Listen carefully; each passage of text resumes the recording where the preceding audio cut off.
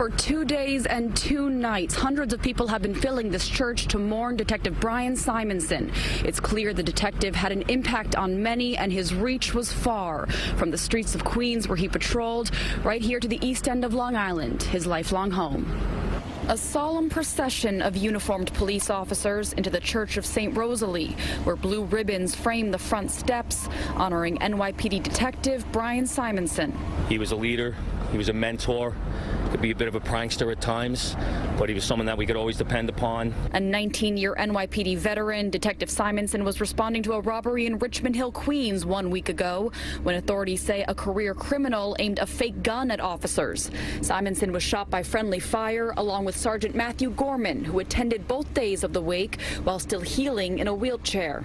After this funeral, don't forget, when you go home, realize you live in safety because a police officer was willing to lay down his life. Tuesday, police officers from the 5 boroughs and beyond traveled to pay their respects and support their brothers in blue. We just want to show that we're there for them. We're all a family, and we just want to stick together and just show them that we're there when you need us in the most trying times. Among the hundreds of mourners, Mayor de Blasio, Police Commissioner O'Neill, and the widow of Officer Wenjin Liu, killed on the job 4 years ago, the wife of one fallen NYPD officer offering comfort to a new widow.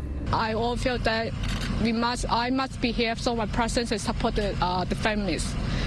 And want them to know they are not alone. We will always be with them. Simonsen is survived by his wife, mother, and many friends on the East End of Long Island, where he grew up and lived until the end of his life, commuting 80 miles to and from work each day. Best compliment you can give a New York City police detective is to say, I wouldn't want that guy looking for me.